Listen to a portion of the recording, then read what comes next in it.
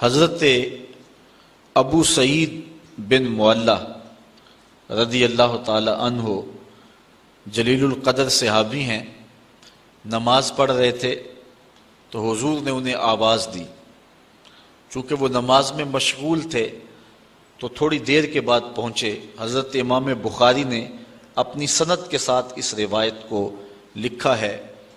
تھوڑی دیر کے بعد پہنچے تو آقا کریم نے فرمایا کہ میں نے تمہیں آواز دی اور تم نے آتے ہوئے دیر کیوں لگا دی؟ تو حضرت ابو سعید بن معلہ عرض کرنے لگے، حضور میں نماز پڑھ رہا تھا۔ تو آقا کریم علیہ السلام نے ارشاد فرمایا کہ تو نے اللہ کا کلام نہیں سنا؟ یا ایھا الذین آمنوا استجیبوا للہ وللرسول اذا دعاکم، اے ایمان والو جب تمہیں اللہ اور اس کا رسول پکارے تو ان کی پکار پہ لبیک کہا کرو۔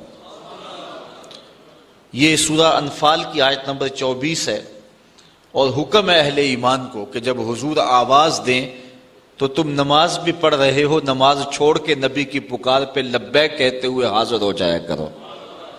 اور پھر صحابہ اس واقعہ کے بعد حاضر ہوتے تھے اور آقا کریم جو کام کہتے وہ کام کرتے، اور واپس آتے تو جہاں سے نماز چھوڑی ہوتی وہیں سے نماز شروع کرتے۔ اوروں سے مخاطبہ کریں تو نماز ٹوٹ جاتی ہے، لیکن حضور علیہ السلام سے نہ کلام کرنے سے نماز ٹوٹتی ہے، نہ حضور کی خدمت میں حاضری سے نماز ٹوٹتی ہے۔ آقا کریم علیہ السلام کی خدمت میں نماز کے اندر ہی تو کہا جاتا ہے السلام علیکہ ایھا النبی۔ تو حضرت نبی رحمت صلی اللہ علیہ وآلہ وسلم نے فرمایا، اے ابو سعید بن معلہ، میں تمہیں مسجد کے نکلنے سے قبل ایک ایسی سورت بتاؤں گا جو 2 مرتبہ نازل ہوئی ہے اور جو 7 مثانی ہے۔ تو حضرت سعید بن معلہ کہتے ہیں کہ حضور نے میرا ہاتھ پکڑ لیا۔ جب ہم مسجد سے باہر نکلنے لگے تو میں نے حضور سے عرض کی، حضور آپ نے وعدہ کیا تھا کہ میں مسجد سے باہر نکلنے سے قبل آپ کو وہ سورت بتاؤں گا جس سے افضل سورت قرآن کے دامن میں کوئی اور نہیں ہے۔ تو حضور علیہ الصلوۃ والسلام نے ارشاد فرمایا، الحمدللہ رب العالمین۔ یہ سورت 7 مثانی ہے، اور اس سورت سے افضل قرآن مجید کے اندر کوئی سورت نہیں ہے۔ اور حضرت ابی بن کعب رضی اللہ تعالی عنہ سے بھی اسی طرح کی ایک روایت مروی ہے جس کو امام ترمذی نے اپنی سند کے ساتھ روایت کیا ہے کہ حضور علیہ السلام نے ان کو آواز دی تو وہ بھی دیر سے پہنچے، تو حضور نے ان کو بھی یہ کہا کہ تم نے اللہ تعالیٰ کا کلام نہیں سنا؟ جب اللہ اور اس کا رسول پکارے تو پکار پہ لبیک کہا کرو۔ اور پھر حضور نے ان کو فرمایا کہ میں تمہیں ایک ایسی صورت بتاتا ہوں کہ جس جیسی صورت نہ تورات میں ہے، نہ زبور میں ہے، نہ انجیل میں ہے، اور نہ اس جیسی کوئی دوسری صورت قرآن میں بھی ہے۔ تو پھر حضور نے سورۃ الفاتحہ کا بتایا۔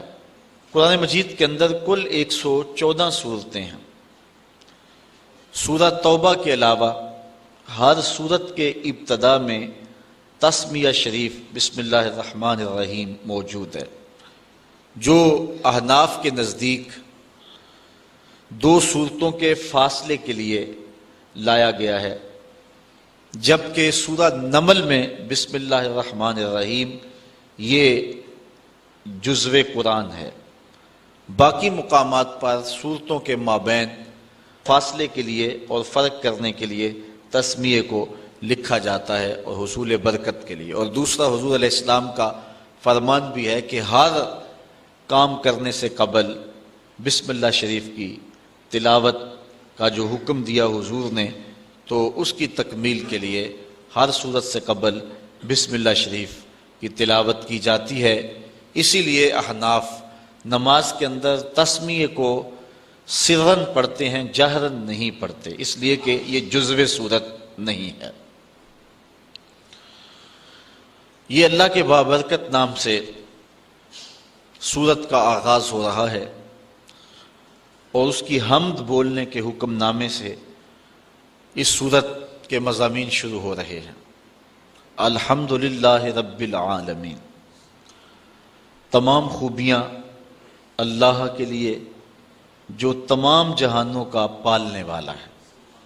اور قرآن مجید کے اندر متعدد مقامات پر الحمدللہ کے لفظ موجود ہیں، اور جب یہ لفظ بندے کی زبان سے نکلتے ہیں تو حضور علیہ الصلوۃ والسلام نے فرمایا قیامت کے دن یہ میزان کے پلڑے کو جھکا کے دیں گے، اتنا وزن ہوگا اور ان کا جو ہے وہ اتنا تول ہوگا۔ الحمدللہ تمام خوبیاں اللہ کے لیے۔ لفظ اللہ ذات باری تعالیٰ کا اسم ذاتی ہے۔ حضرت شیخ سعدی شیرازی نے یہاں بڑی خوبصورت بات کی۔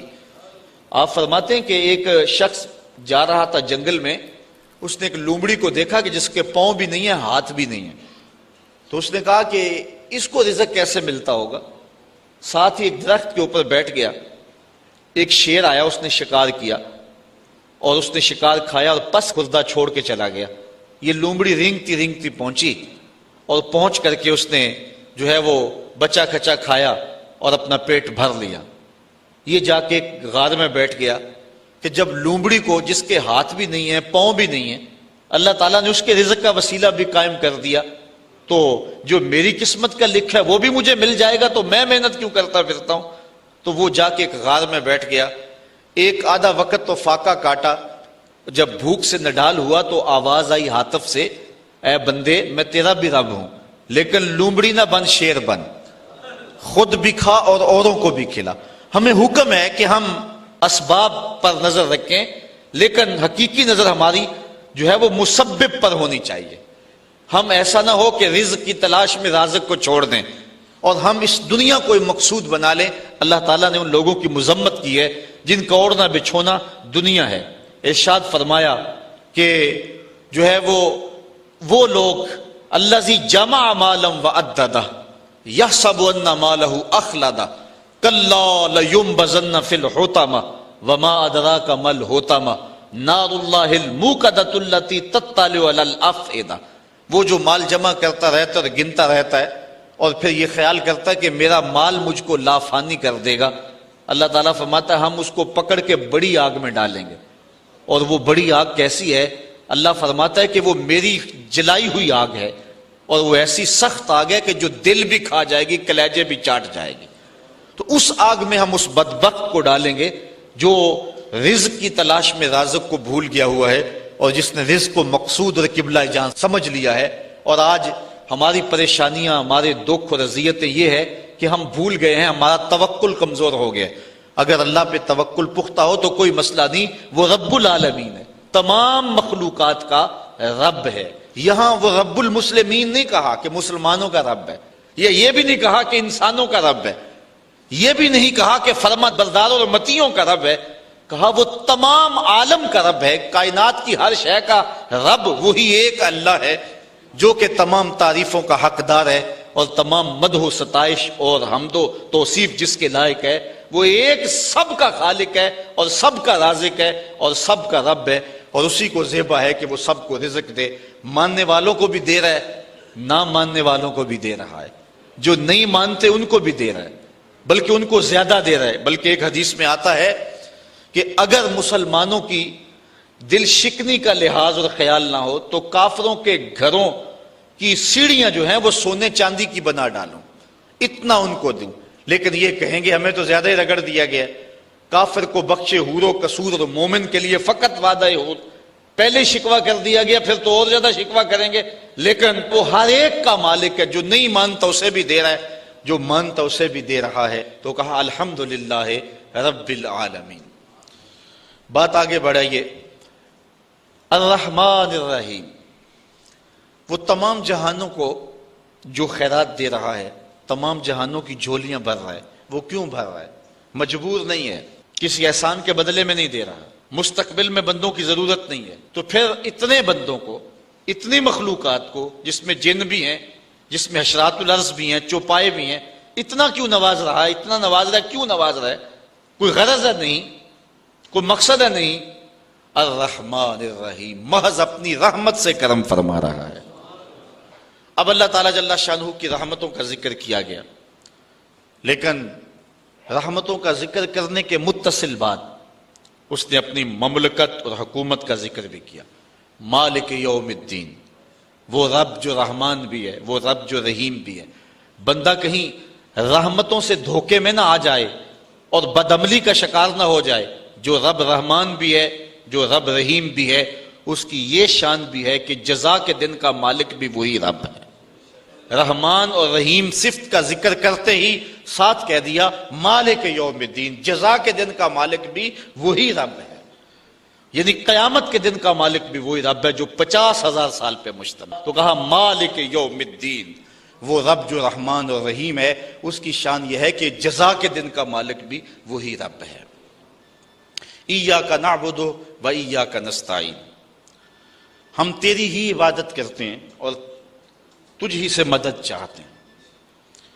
اس سے مانگنا چاہا بندے نے، مانگ آگے رہا ہے جا کے اہدنا الصراط المستقیم، لیکن پہلے کہا الحمدللہ رب العالمین، پہلے تعریف کی، پھر رحمتوں کا تذکرہ کیا. الرحمن الرحیم، جس سے مانگ رہا ہوں وہ رحیم بھی ہے اور رحمان بھی ہے. پھر کہا مالک یوم الدین، کسی کنگال سے نہیں مانگ رہا، اس کے خزانے اتنے ہیں، اس کی حکومت و سلطنت اتنی ہے کہ یہ دنیا تو یہ دنیا رہی، اس دنیا پہ بھی قبضہ اسی کا ہے.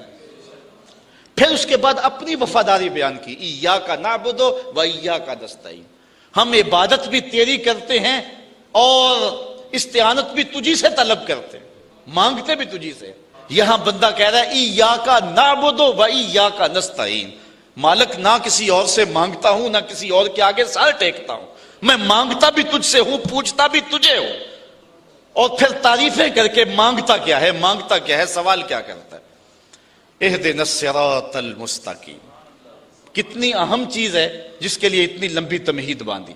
جو بندہ طلب کرتا ہے روزانہ، ہر نمازی ہر نماز کی ہر رکعت میں مانگتا ہے، اپنے رب سے سوال کرتا ہے اہدنا الصراط المستقیم، اے اللہ مجھے سیدھی راہ پہ چلا دے. تو بندہ یہ نہیں کہتا مجھے راستہ دکھا دے، کہا مالک دیکھا تو ہے لیکن راستے میں شیطان کھڑا ہے، میری منزل مار لے گا، تو دستے کرم بڑھا، اہدنا الصراط المستقیم، مجھے منزل پہ پہنچا دے. یہ ہے مفہوم اہدنا الصراط المستقیم. تو جب یہ سوال کیا تو پھر منزل مل گئی، صراط الذین انعمت علیہم، کہا راستہ ان لوگوں کا جن پر تیرا انعام ہوا. میرے انعام یافتہ بندے، اللہ کے انعام یافتہ بندے کون ہیں؟ خود فرماتا ہے نبی ہیں، صدیق ہیں، شہید ہیں، صالحین، یہ 4 گروہ انعام یافتہ ہیں. ان کا راستہ مل گیا تو پھر ہدایت مل گئی. لیکن آگے پھر فرمایا غیر المغضوب علیہم ولا الضالین، گمراہوں کا نہ دکھانا اور جن پر تیرا غضب ہوا ہے ان کا راستہ نہ دکھانا.